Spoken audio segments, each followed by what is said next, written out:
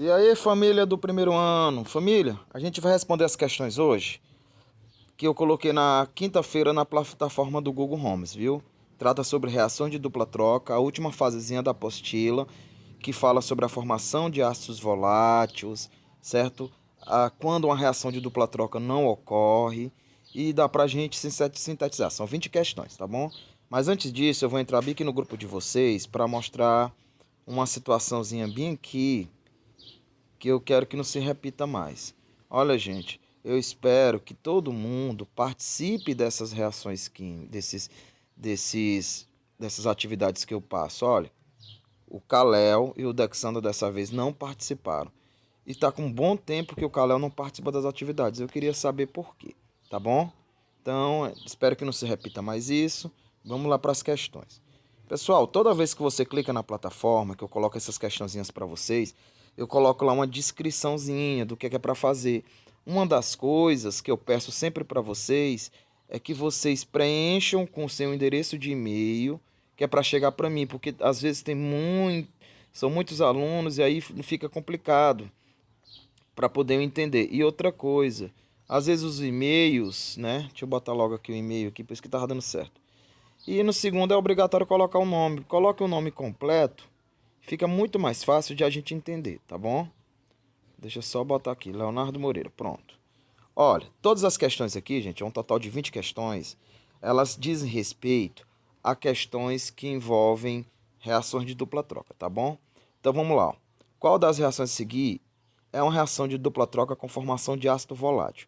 Gente, primeira coisa que você faz, se você está respondendo uma prova dessa, ou questões como esse estilo aqui, vamos logo excluir, para a gente não perder tempo, o que a questão não quer. Se ele está querendo uma reação de dupla troca, ó, a letra B está fora. Por quê? Porque é uma reação de síntese. Então você tem aí letra A, C, D e E que sobrou. Aí ele diz, é uma reação de dupla troca com formação de um ácido volátil. Vamos ver bem que na letra A não tem a formação de ácido. Ó. Na letra A eu tenho a formação de um sal, que é o cloreto de potássio, e formação de água. Então a letra A está fora, ó, certo? Na letra C, eu tenho a formação de fluoreto de cálcio, que é um sal, e água. Reação de neutralização também, está fora. Na letra D, gente, é uma reação de combustão, mas só que não tem formação de um ácido volátil. Então sobrou pela exclusão a letra E. Lembrem, ó, gente, o HCN, a gente vai ver muitas questões falar dele até o final. É um ácido extremamente volátil e ele também, ó, é tóxico. Não esqueçam disso. Então, para a gente responder a primeira questão, resposta correta, letra E, tá ok? Questão de número 2. Olha, nessa lista aqui, gente, tem que ser feita com calma, porque em várias situações a gente vai precisar escrever as reações químicas. Ele diz o seguinte, ó.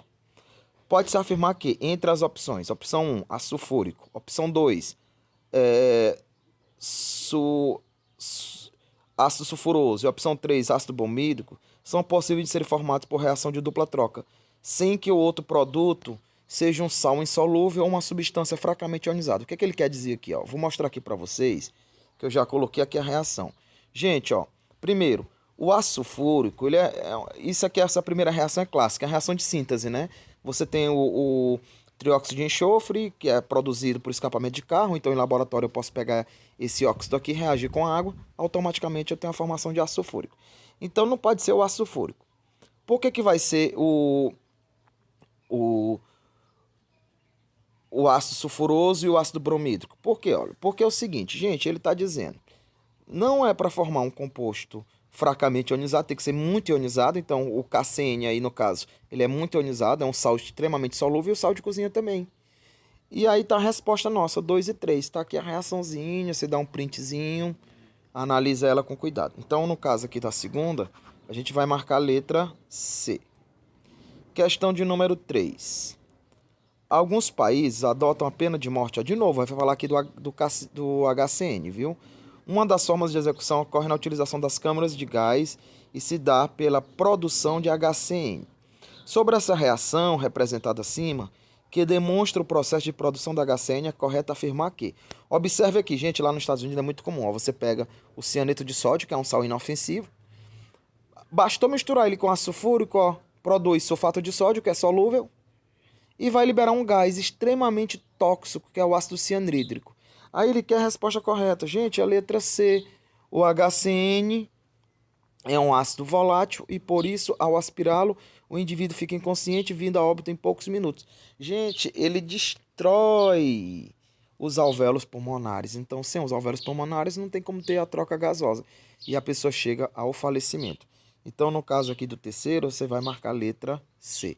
Eu até escrevi a reaçãozinha aqui, ó, para mostrar para vocês. O NaCN é um sal insolúvel. O ácido sulfúrico é um ácido muito forte. Os dois se misturam, produz o sulfato de sódio, que é um sal solúvel, certo? E aqui outra coisa, ó, chamar a atenção para vocês. O CN- é um ânion cianeto, não é cianato não. Por isso que a letra A lá da questão tá errada, tá bom? Questão de número 4. A questão de número 4 diz o seguinte, ó. Uma forma de se obter o fosfato de potássio é reagindo com ácido fosfórico e brometo de potássio. Gente, quando ele dá o nome das substâncias, basta você escrever a reação. Ó, ele está dizendo que basta você reagir o ácido fosfórico, que é um ácidozinho fraco, né, um acidulante de refrigerantes. Professor, lembre como é que eu sei que o ácido é fraco? Subtrai o número de hidrogênios menos oxigênios. Se der 2 ou 3 é forte, que no caso aqui dá 1 é fraco. Com o brometo de potássio, como a questão está dizendo. Aí ele quer saber, gente, que é um ácido formado. Porque o sal ele já falou que ia formar. É o ácido bromídrico e ele quer saber a proporção. É só eu fazer o balanceamento usando a lei de Lavoisier, né, por tentativa. Então eu tenho uma molécula de ácido fosfórico para 3 de brometo de potássio. Então 1 para 3, resposta aí letra A. Ó, 1 para 3, ácido bromídrico. Beleza. Questão de número 5. Diz o seguinte, ó, no ano de 1990, verificou-se que o rio Potomac, situado no estado norte-americano de Maryland, tinha em parte do seu curso águas extremamente ácidas, por receber um efluente em mina de carvão desativada, o qual continha ácido sulfúrico. Ó. Essa água, embora límpida, era desprovida de vida. Por quê? Gente, se tem ácido sulfúrico, o pH, eu vou até escrever aqui, ó. Se tem ácido sulfúrico, o que é que vai acontecer com o pH do meio? O pH vai baixar. Então, nós precisamos de um pH próximo de neutro ou levemente básico para poder você ter vidas em mananciais aquáticos, certo? Aí ele diz o seguinte, alguns quilômetros adiante, instalou-se uma fábrica de papel e celulose que emprega hidróxido de sódio e carbonato de sódio, que é chamado de bicarbonato, né? Em pouco tempo, observou-se daquele ponto onde fez a fábrica, gente, voltou à vida. Deve ter acontecido alguma coisa. O ácido deve ter sido neutralizado. Aí ele quer saber assim, o que explica o retorno da vida aquática? Letra B, gente, precipitação de do sulfato na presença do efluente novo. O que é que acontece, ó? Vou só mostrar aqui para vocês a reação química. Tá aqui, ó. Você tinha um ácido sulfúrico. O ácido sulfúrico impedia que a vida existisse porque o pH estava muito baixo. Aí você instala logo lá na frente uma empresa de papel e celulose que vai usar soda cáustica, que é uma base. Lembra, ácido com base, reação de neutralização, vai formar sulfato de sódio, que é um precipitado, e por isso que ele diz precipitação, e vai liberar água. Então você tem uma reação de neutralização. Automaticamente o pH vai voltar próximo lá do neutro.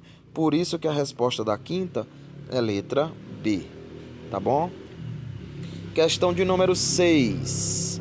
Assinala a alternativa que representa uma reação química que não ocorre na prática. Gente, quando é que uma reação química não ocorre na prática? Quando eu vou ter reagentes com ânions iguais ou cátions iguais. Onde é que eu vou ter isso? Na letra B, gente, ó. NaCl mais HCl. Nesse caso aqui, como é que eu vou trocar todo mundo de lugar se eu tenho um íon comum aí? Então lembrem disso. Quando é que não vai acontecer uma reação química? Quando eu tenho participantes e reagentes, onde um dos íons é espectador, é igual. Ou cátion, ou ânion. No caso aí, o NaCl com HCl. O Cl é um ânion espectador. Então não tem como essa reação ocorrer, a não ser em condições adversas, tá bom? Sexta, letra B. Questão de número 7. São evidências experimentais que indicam a ocorrência de uma transformação química, exceto... Gente, quando é que ocorre uma reação química? Primeiro, você tem mudança de cor, dá para perceber, produção de gás ou formação de um precipitado. Se eu percebo qualquer uma dessas três situações, eu tenho uma reação química. Então vamos lá. Resposta sétima, gente, letra D. Dissolução de um sólido. Dissolução é um processo físico. Você apenas separa os íons, não é uma reação química. Tanto que eu posso pegar depois e voltar ao que era antes. A gente vai ver isso no segundo ano, chamado equilíbrio químico. Inclusive, no que a gente estudou no caso celobar, era um equilíbrio químico, né? Um produto de solubilidade, uma hidrólise salina, tá bom? Questão de número 8.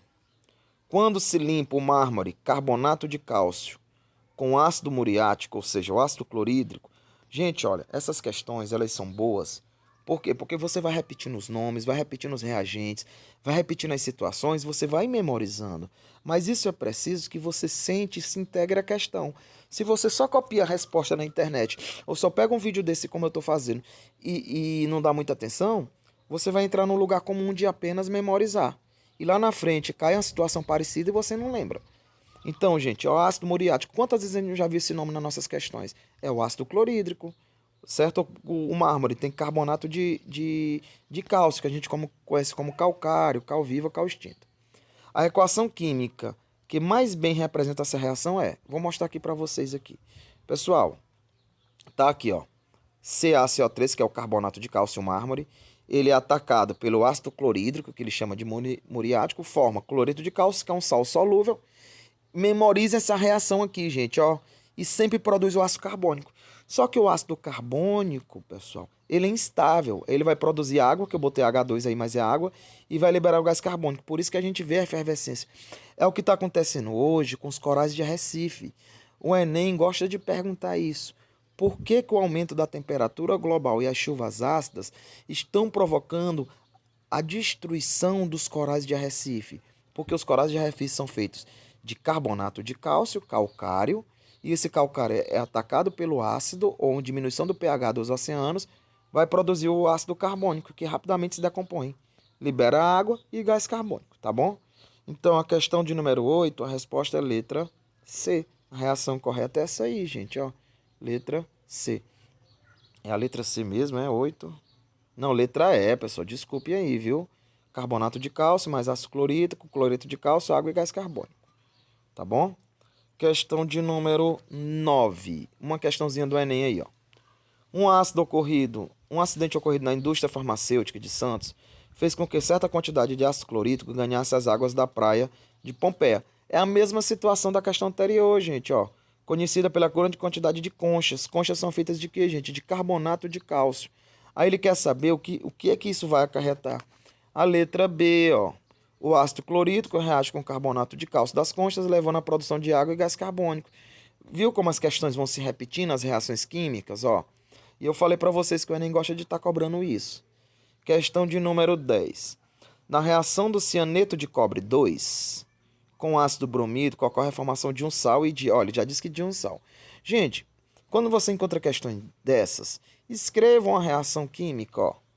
Tá aqui a reação química, ó. Cianeto de cobre reage com ácido bromídrico. Aí ele diz que forma um sal. Que sal é esse? Brometo de cobre e libera um ácido, que é o ácido cianídrico, que é um ácido volátil. Por isso que a questão 10ª, você vai marcar aí, gente, ó, letra C. Um ácido volátil, que é o HCN. Tranquilo, tranquilo, tranquilo, tá bom? Questão de número 11.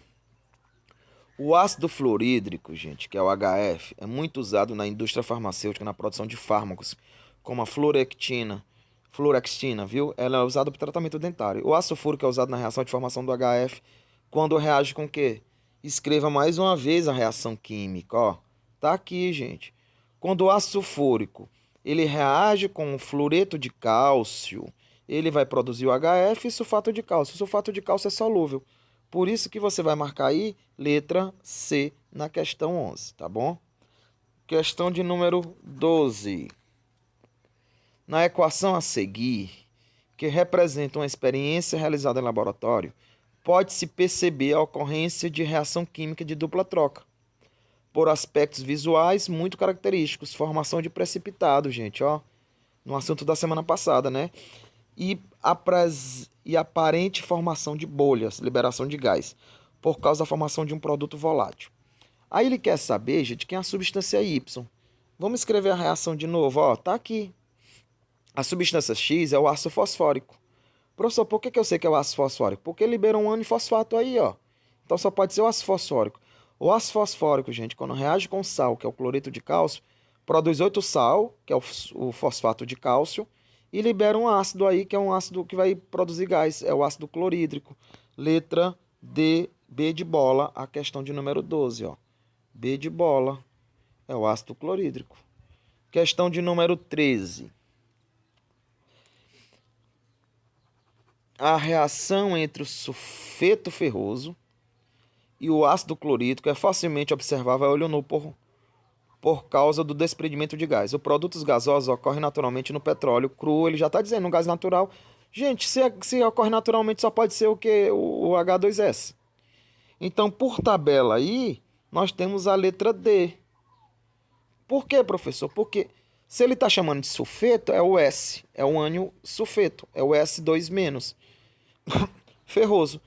Na letra A eu tenho sulfato, eu tenho carbonato, eu tenho sulfato e tenho carbonato. Então, por exclusão, sobrou a letra D. Mas, deixa eu ver se eu escrevi alguma reação dela. Tá bem aqui, ó. Libera o H2S, tá bom? Questão de número 13, letra D, não é? Questão de número 14. Ao elaborar um resumo sobre a ocorrência das reações químicas de dupla troca, um estudante afirmou que essas reações somente ocorrem quando, gente, ó, quando reagentes solúveis formam pelo menos um produto insolúvel, ou seja, um precipitado. 2. Reagentes voláteis formarem pelo menos um produto que não é volátil, ou seja, se eu usar dois gases, ele vai formar pelo menos um dos produtos que não é gás. 3. Reagentes muito dissociados e ionizados formam outro produto precipitado. Aí ele pergunta, de acordo com as informações acima, a única reação química de dupla troca que não ocorrerá é letra D, gente, ó.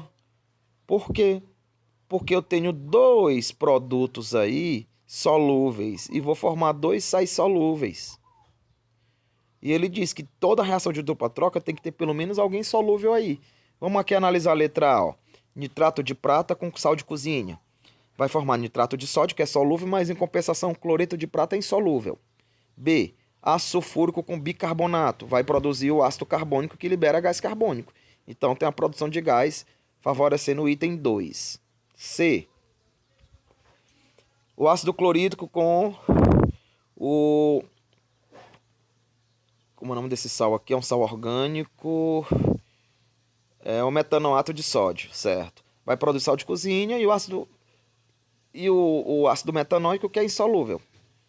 Na letra A eu tenho sulfato, ácido fúrico com cianeto vai produzir o HCN, que é volátil. Então você tem por exclusão aí a letra D, tá bom? Questão de 15, outra questãozinha do Enem, viu, gente? Diz o seguinte, ó.